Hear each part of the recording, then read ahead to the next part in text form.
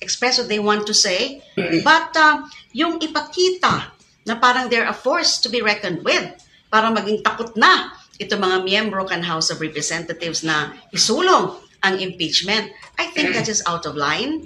Na ang seryoso ang mga grounds bako man yung mga invento. Nahiling tayo itong mga grounds na yan duman sa mga naging hearings sa House of Representatives, lalo na sa Quadcom, lalo na dun sa Committee on Public Government and Committee on Good Government and Public Accountability, at saka sa mga budget hearings na nabulgar nga itong mga misuse of the confidential funds. And then itong kanyang yung kanyang threats, very public, very open, very unbecoming of the second highest official of the land to make such very public threats na igwa na daa siyang kinontrata na assassin, igwang mangyari sa iya.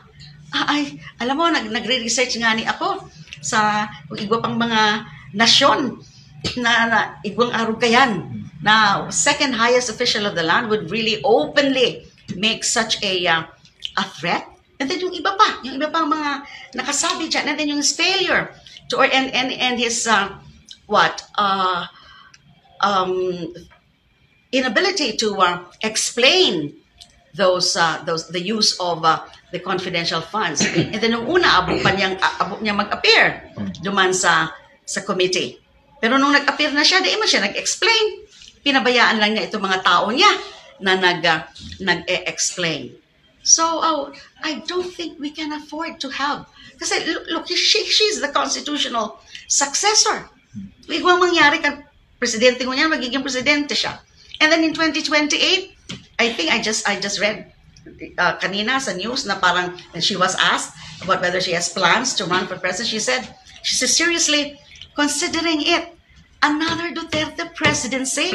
Can we afford another Duterte presidency? Ano na naman ang mangyayari?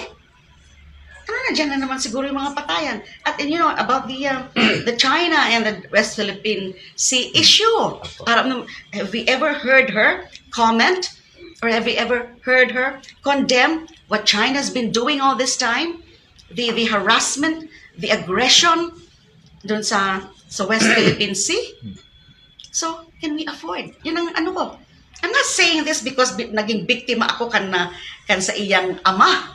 But the survey results would show that more Filipinos are in favor of impeaching VP Sara. Para sa COMELEC, that is the pulse of the nation.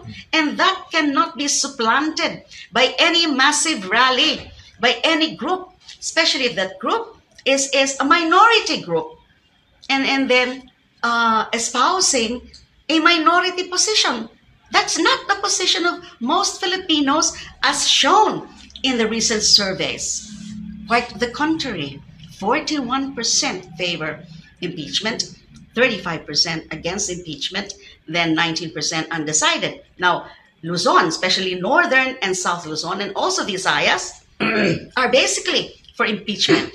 Ang no lang to impeachment is Mindanao dahil nga bailiwick kan mga Duterte yan. But even then, 22% ang in favor of impeachment.